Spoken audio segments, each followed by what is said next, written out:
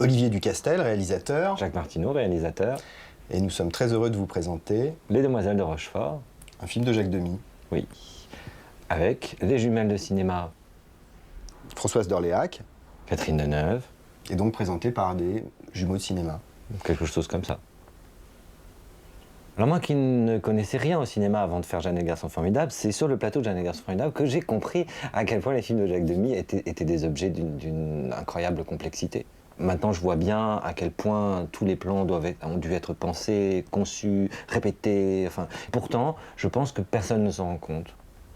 Quand j'ai découvert les films de Jacques, et donc que je n'étais pas réalisateur, j'ai tout de suite quand même senti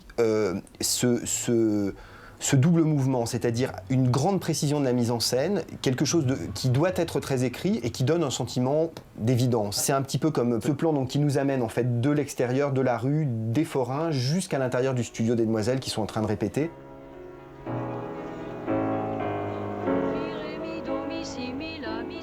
Avec ce moment vraiment pour moi qui est complètement magique en fait, qui est le passage de la fenêtre, dans lequel il y a un très beau changement de diaph.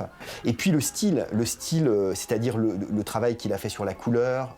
On a parlé tout à l'heure de la mise en scène, du mouvement. Donc en fait, pour moi, c'est ça, c'est cette question de trouver un équilibre entre le fond et la forme.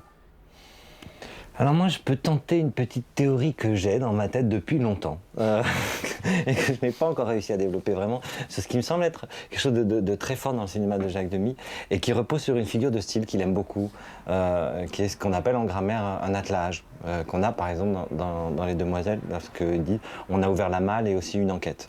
C'est-à-dire qu'elle peut relever soit d'un très grand art poétique, soit d'une maladresse stylistique comme on en peut en faire tous les jours. Il adore cette figure-là. Et je pense qu'il l'aime pour ça, parce que c'est justement une figure qui est très ambiguë. Il y a ça dans son cinéma, cette façon de surfer sur quelque chose qui pourrait virer du sublime au ridicule. Et d'ailleurs, selon les spectateurs, il y en a qui trouvent les films de Demy ridicules, alors que moi je les trouve sublimes. Je trouve qu'ils ont tort.